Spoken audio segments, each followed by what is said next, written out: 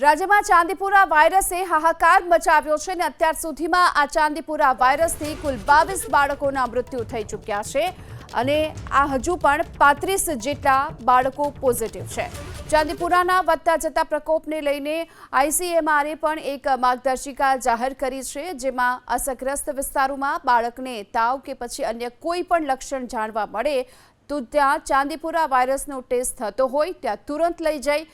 RT-PCR test કરાવવાની પણ સલાહ આપવામાં આવી છે અને આ સાથે જ ગુજરાતમાં ચાંદીપુરા વાયરસના કેસને અટકાવવા માટે કેન્દ્રીય આરોગ્ય મંત્રાલયે નેશનલ જોઈન્ટ આઉટબ્રેક રિસ્પોન્સ ટીમ પણ મોકલી છે, જે ચાંદીપુરા વાયરસને લઈ વ્યાપક વૈજ્ઞાનિક તપાસ કરશે। National Centre for Disease Control, Indian Council of Medical રિસર્ચના ઉચ્ચ નિષ્ણાતો પણ આ ટીમમાં સામેલ છે। આ નિષ્ણાતો રોગચાળાની તપાસ, clinical management, laboratory coordination, vector surveillance અને જાહેર આરોગ્યના પગલાં અમલમાં મૂકવા માટે રાજ્ય સરકારના પ્રયાસોને સહયોગ આપશે અને આ સાથોસાથ જમીની સ્થિતિની સમીક્ષા કરી તેનું ક્ષેત્રીય મૂલ્યાંકન પણ પૂરું કર્યા બાદ કેન્દ્રીય મંત્રાલયને જરૂરી ભલામણ સુપરત કરશે।